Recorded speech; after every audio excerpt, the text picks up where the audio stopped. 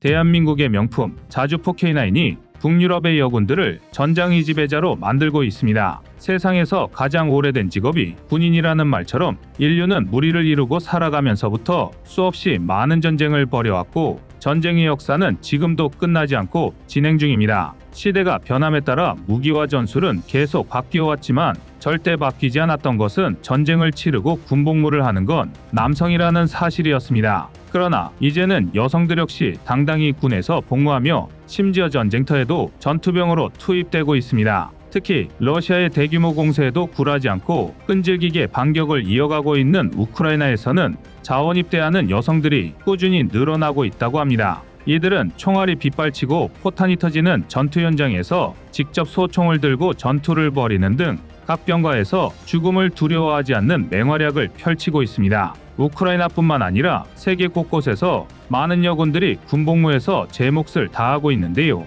K9을 도입한 국가들에서는 남군보다 오히려 여군을 K9 자주포의 승무원으로 선호한다고 합니다. 실제로 얼마 전 우크라이나 국방부는 우크라이나 여성 6만 명이 우크라이나 방어에 나서고 있다고 밝혔습니다. 6만 명의 여성이 모두 정규군에 소속돼 전투를 하는 것은 아니고 이 중 70%에 해당하는 4만 2천여 명이 우크라이나군에 입대한 것으로 알려졌습니다. 우크라이나 국방차관이 밝힌 바에 따르면 러시아 침공전인 2021년에 여군의 숫자는 3만 명 정도였습니다. 그러나 러시아가 우크라이나를 침공한 후 우크라이나군에 입대한 여성의 수는 2배로 늘어나며 급격한 증가를 보였는데요. 이들은 우크라이나 국군인 GSU와 우크라이나 국민이병 NGU에 소속되어 있습니다. 현재 우크라이나 여군 중 5천여 명은 치열한 전투가 벌어지는 최전선에서 러시아군과 싸우고 있으며 전사자도 107명이 발생했습니다. 이 밖에도 우크라이나 여군들은 지휘관, 저격수, 의무병 등으로 복무하고 있습니다.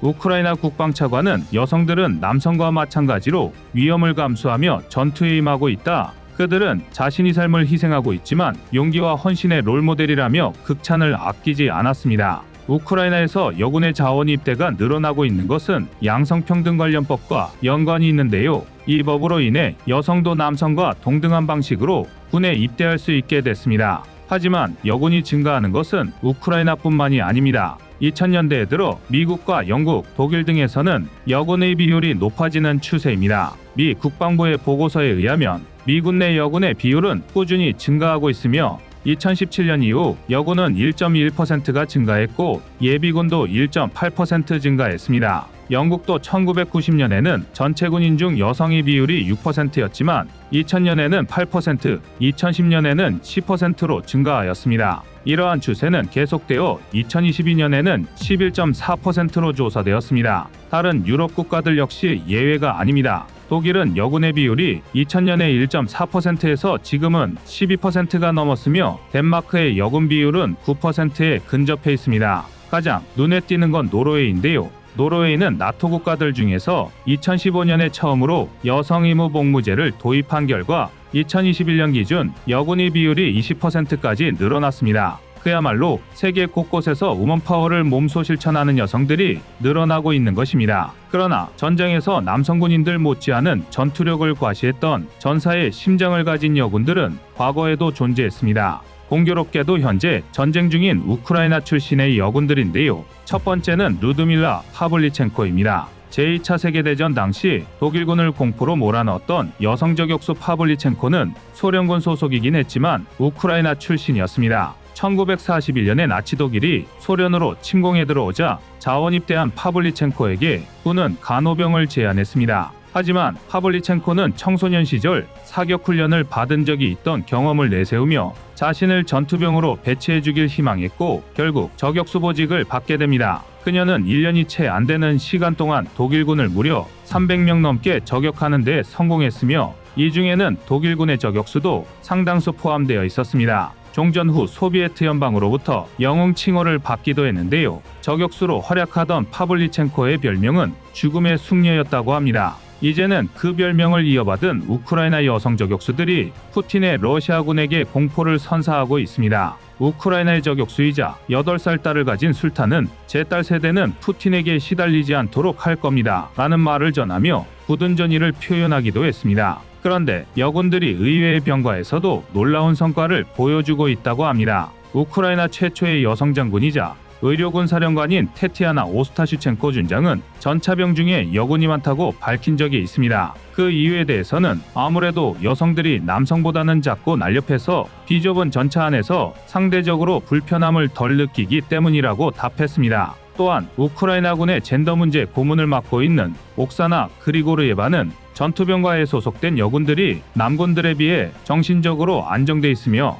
팀원들 간의 협동과 소통에도 훨씬 유능한 면을 보인다고 평가했습니다. 전차뿐 아니라 자주포 승무원 중에도 여군들의 활약은 돋보입니다. 그것도 그냥 자주포가 아니라 대한민국의 명품 자주포 K9을 운용하는 여군들입니다. 우리나라처럼 징병제 국가인 핀란드에서는 1995년 여성 군입대 제도를 도입한 이후 여성의 군복무 비율이 점차 높아지고 있으며 최근에는 여성 징병제 도입이 진지하게 논의되고 있습니다. 그리고 최근 핀란드 여군들이 K9을 직접 운용하는 모습이 공개되어 화제가 되기도 했었는데요. 핀란드군에서 운용하는 K9 자주포는 우리 군과 같은 자동장전 장치가 있기 때문에 한 발에 43kg에 달하는 155mm 포탄을 직접 손으로 장전할 필요가 없어 여군이 사격하더라도 18초에 3발이라는 경이적인 사격 속도를 유지하는 게 가능합니다. 기존의 포병은 손으로 일일이 포탄을 나르고 복사포 지지대를 박아야 하는 등 체력적으로 고된 일이었기에 남성밖에 할 수 없는 보직이었지만 자동화가 이루어진 K9 자주포가 도입되면서 여성 포병의 비율이 높아지고 있습니다. 오히려 좁은 차체 안에서 기기를 조작하기에는 몸집이 작은 여성들에게 더 유리한 부분이 있기도 합니다. 여군들도 손쉽게 다룰 수 있을 정도로 기존의 구형국 사포와는 비교도 할 수 없는 K9 자주포의 뛰어난 편의성 때문에 핀란드에서는 K9 자주포를 추가 주문했는데요. 2017년 48대의 K9을 도입했었던 핀란드는 지난해 말 48대 추가 구매 옵션까지 발동하여 총 96대의 K9 자주포를 운용하기로 결정했습니다. 이를 통해 구형 155mm 야포 100여 대를 대체할 계획이었는데요. 최근에는 나머지 600대의 155mm 야포까지 전부 자주포로 교체하려 한다는 소식이 전해졌습니다. 만약 155mm 야포의 자리를 K9이 1대1로 교체된다고 가정했을 경우 최대 600대의 K9 자주포가 추가로 도입될 수 있다는 것입니다. 핀란드군이 야포를 왜 전부 K9으로 교체하고 싶어 하는지는 굳이 긴 설명이 필요 없을 것 같습니다. 그도 그럴 것이 한문의 155mm 야포를 사격하기 위해선 8명이나 동원돼야 합니다. 또한 야포를 장전하기 위해선 무거운 포탄을 손으로 들고 날라야 하기에 운용 효율이 떨어지고 병사들의 체력 소모도 큽니다. 반면 K9의 경우 최소 3명의 승무원만 있으면 기동부터 사격까지 모든 임무를 수행할 수 있으며 핀란드는 K10 타니아 군반 장갑차까지 함께 도입했기에 포탄을 장전하기 위해 차량에서 내릴 필요도 없습니다. 만약 핀란드군의 기존 견인포까지 전부 K9 자주포로 교체되게 된다면 러시아의 입장에서는 갑자기 유럽 최대 규모의 포병 전력과 국경을 사이에 두고 마주하게 되는 건데요. 게다가 지난 4월 핀란드는 북대서양조약기구 나토의 31번째 회원국으로 가입하게 되었습니다. 핀란드는 러시아가 우크라이나를 침공한 지 석 달가량 지난 지난해 5월 18일 이후 스웨덴과 함께 나토 가입 신청서를 제출했었고 그 후 1년도 되지 않아 나토 가입이 승인됐습니다.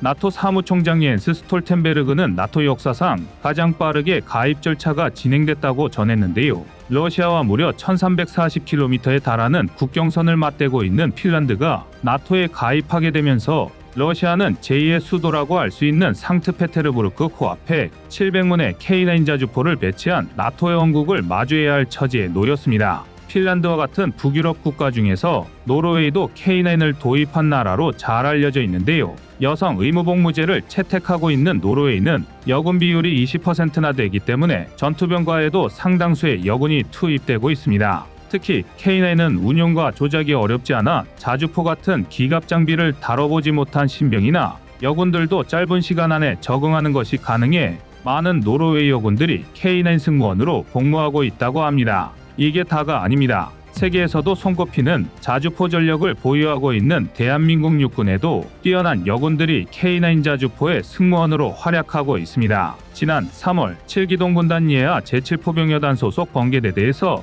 K9 자주포 사격 훈련을 실시했는데요. 단연 돋보이는 장면을 연출한 건 여군들이었습니다. 김유림 중위는 번개대대 최초의 여군 전포대장으로서 탄약부사관 손세정 중사, 김민수 하사, 최인호 하사 등의 여군들과 함께 성공적으로 훈련을 마칠 수 있도록 이끌었습니다. 포대장의 지시에 따라 각 포반에 사격명령을 내리는 전포대장 임무를 수행하는 김유림 중위는 K9 자주포가 기동할 때 내는 웅장한 엔진 소리에 반해서 포병이 되기로 결심했다면서 장래에는 삼성 장군이 되어 7기동 군단장이 되고 싶다는 포부를 밝혔습니다. 역시 여군이자 K9 자주포 승무원인 최인호 하사는 여자라도 총을 쏠 줄 알아야지 자신은 물론 나라도 지킬 수 있다면서 사명감 있는 직업을 가지고 싶어서 국방이 꽂힌 포병에 입대했다고 말했습니다. 이렇게 자랑스러운 여군들 덕분에 번개대대는 43발의 사격을 실시하며 K9의 위력을 마음껏 뽐낼 수 있었습니다. 여성은 약하지만 어머니는 강하다라는 말은 이제 구시대적이고 성차별적인 말이 돼버렸습니다. 국가의 영토와 주권을 수호할 의지와 용기만 있다면 여성은 결코 약한 존재가 아니며 K9 같은 육중하고 강력한 무기체계를 운용하는 여성이라면 더더욱 그렇습니다. 한국과 세계 곳곳에서 나라를 위해 싸우는 여군들의 무운을 기원하겠습니다. 이상 꺼리튜브의 두 번째 미션이었습니다.